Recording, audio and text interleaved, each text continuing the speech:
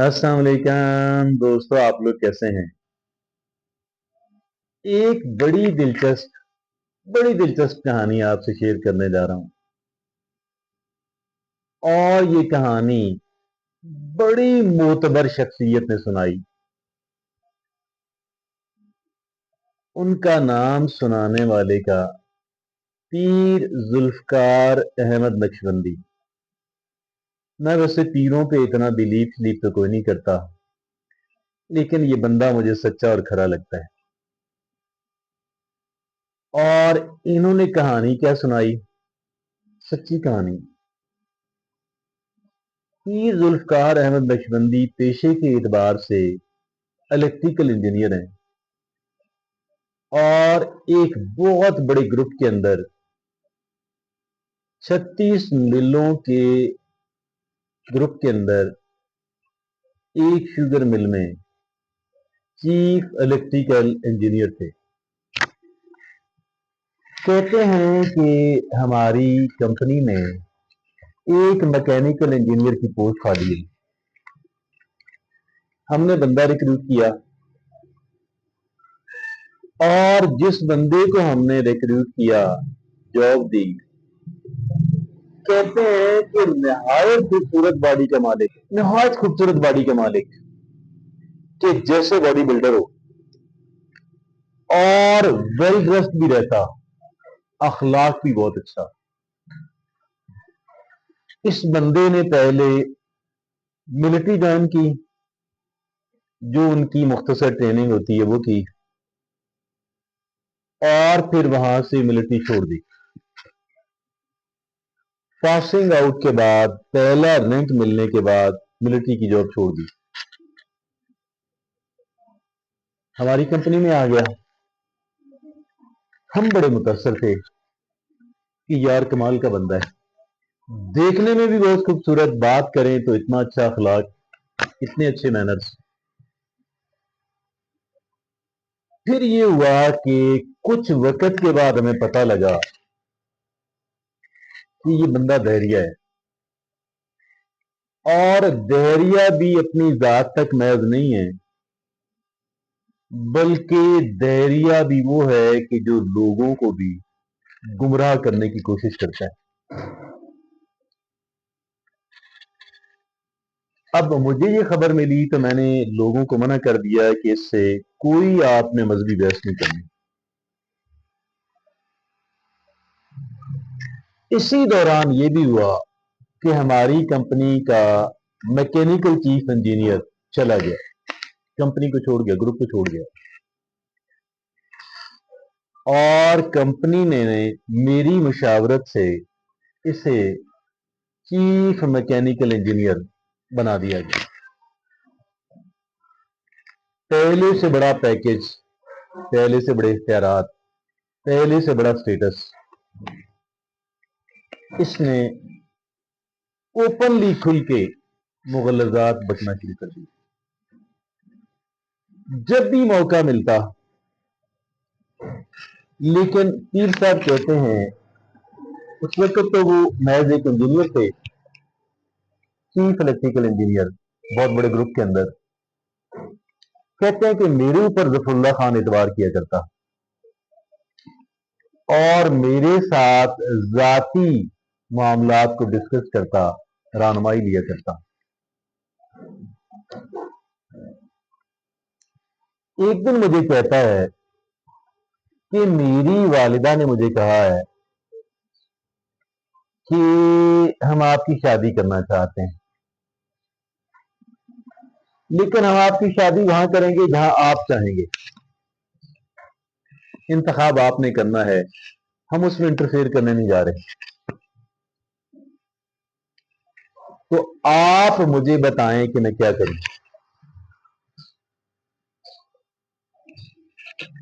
जुल्फकार अहमद साहब ने बताया, उस वक्त तो पीर नहीं था इसलिए मैं जुल्फकार अहमद साहब कह रहा हूं, कि आप एडवर्टाइज कर दें मैट्रिमोनियल साइट्स पे,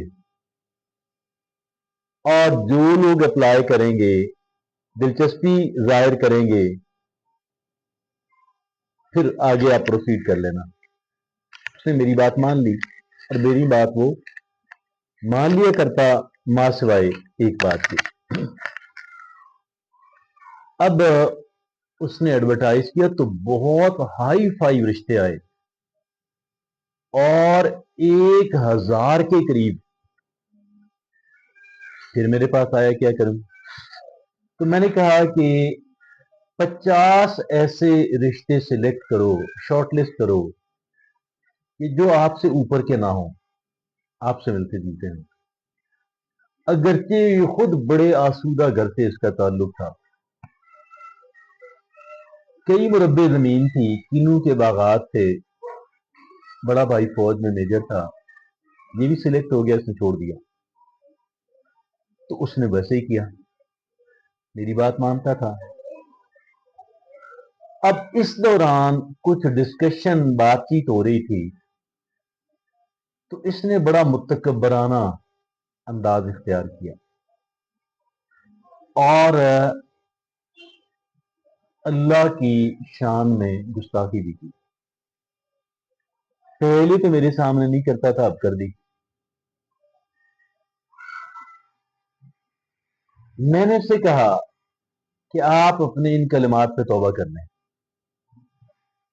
آپ اللہ سے توبہ کر لیں، آپ مرتکب ہوئے ہیں تکبر کے، جو اسلام کے اندر اللہ کے نزدیک ناقابل معافی قسم کے جرائم میں سے ایک ہے۔ اس نے پھر تمسخر اڑایا،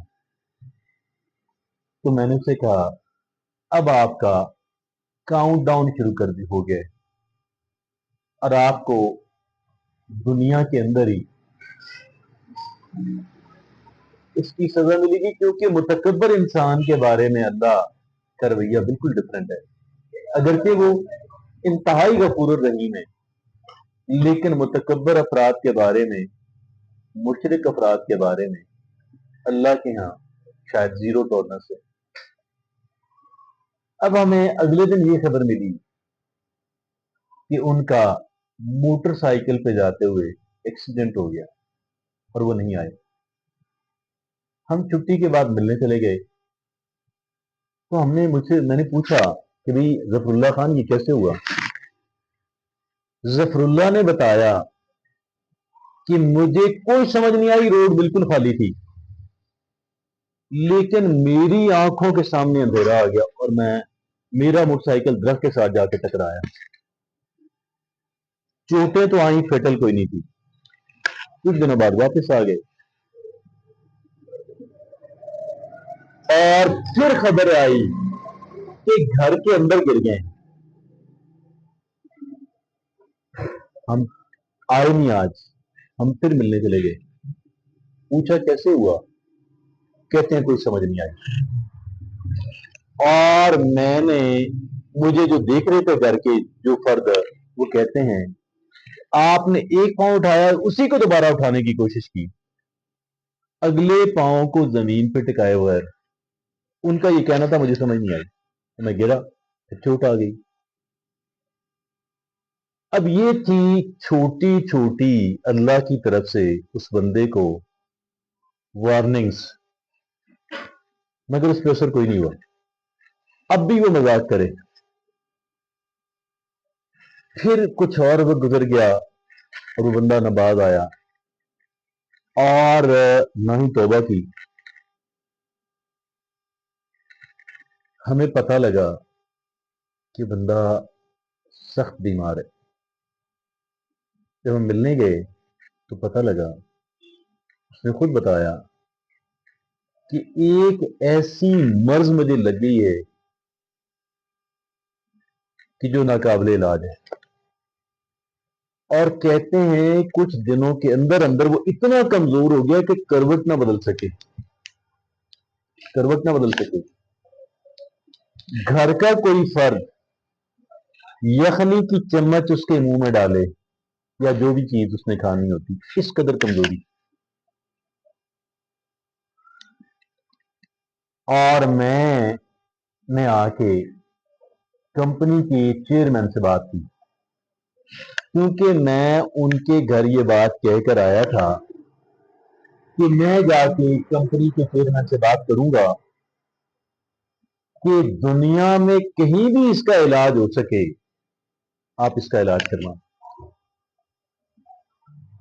آپ کی 36 ملیں آپ کو کوئی فرق نہیں پڑتا، لیکن اس سے آپ کی کمپنی کے ملازمین کے اندر ایک تحفظ کا احساس پیدا ہوگا۔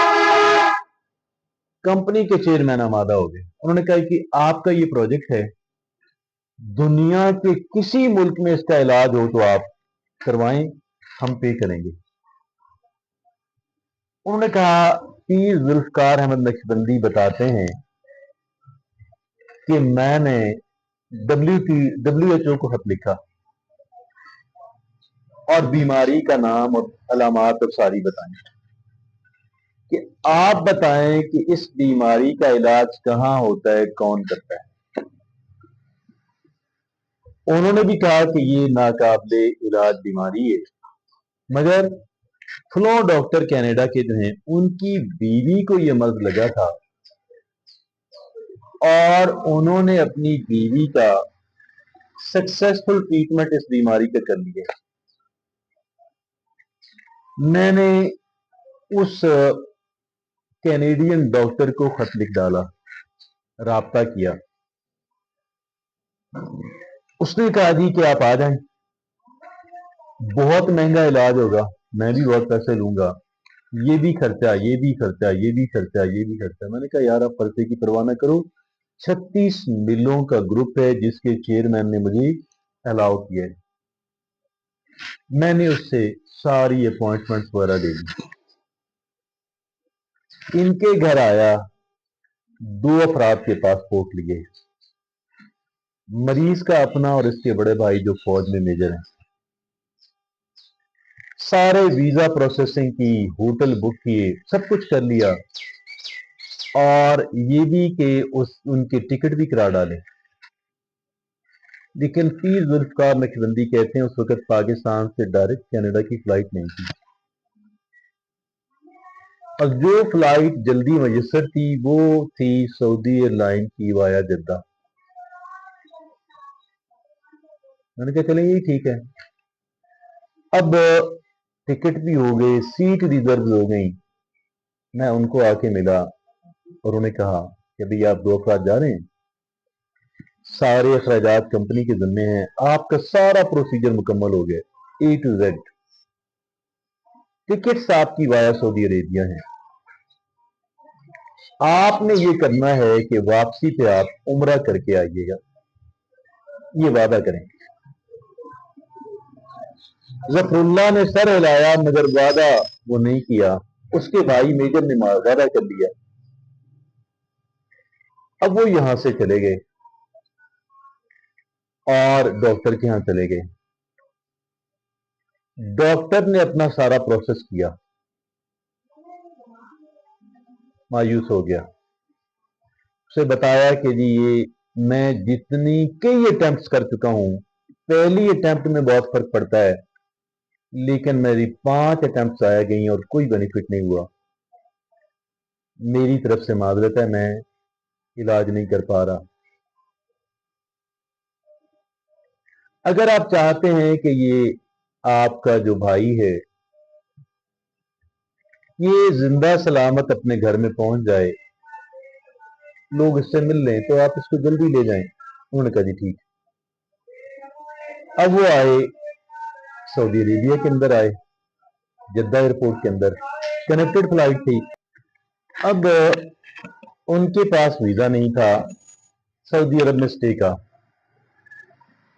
لیکن وہ یوں ہوا کہ فلائٹ ڈیلے ہو گئی اور ایئر لائن نے انہیں 2 دن ہوٹل کا سٹے دے دیا کہ آپ ایئرپورٹ میں نہ رہیں، آپ ہوٹل چلے جائیں۔ اس دوران میجر کو خیال آیا کہ میں نے وعدہ کیا عمرے کا، وہ اپنے بھائی کو لے کر مکہ مکرمہ چلا گیا۔ بھائی تو میجر بھائی تو عمرہ کی غرض سے گیا، وعدہ پورا کرنے کی غرض سے گیا، اس کو ساتھ لے گیا، اس کا کوئی دل نہیں تھا. اب جا کے جب اس کو ویل چیئر پہ بٹھایا تو اس نے جب بیت اللہ شریف کو دیکھا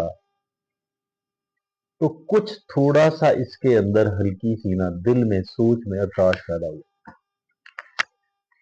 اب ظفر اللہ خان نے وہاں پہ دعا کی کہ اے اللہ اگر تجھے تو میں توبہ کرتا ہوں، میں اپنے گناہوں پہ نادم ہوں اور مجھے صحت یاب فرما دے. کہ یہ دعا کرنی تھی تو وہ ٹھیک ہونے شروع ہو گیا. اب ہمیں اس سارے میٹر کی یہ تو پتا تھا کہ وہاں سے لا علاج ہوگی. سعودی عرب میں کیا ہوا ہمیں اس کا علم نہیں تھا، اور کیسے اس کا دل بدلنا شروع ہوا، کیسے اس نے توبہ کی، کیسے اس کی توبہ قبول ہوئی. وہ خود تو فون پہ بات نہیں کرتا تھا، اس کے بھائی کو اس کی قلبی کیفیت کا علم نہیں تھا. واپس آیا، 2-3 دن بعد ہم ملنے گئے